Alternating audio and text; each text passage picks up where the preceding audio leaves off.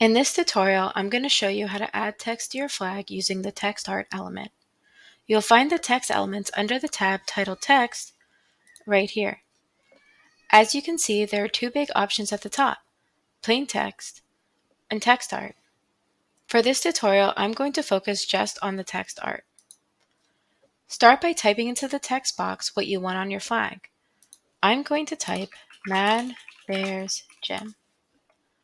As you can see, the font is already stylized to be TextArt. You can easily move your text around just like any of the other elements on your flag by clicking, holding, and moving.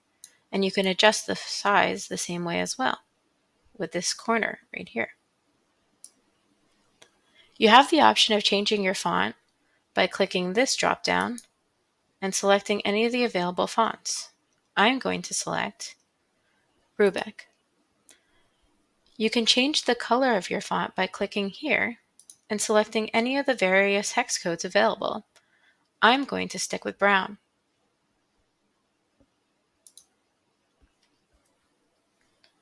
With TextArt, you can add stroke to your font, which is basically an outline. Select a hex color from this drop-down box. I'm going to select the black already in use. You can adjust the thickness of the stroke with this drop-down box here. I'm going to select 4. As you can see, the outline really stands out now.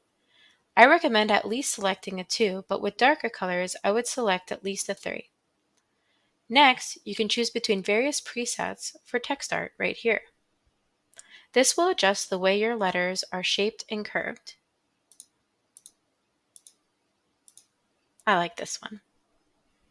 If none of these suit your exact needs, you could adjust them with the angle, level top, and level bottom sliders, like this. For more tips, continue to the next tutorial.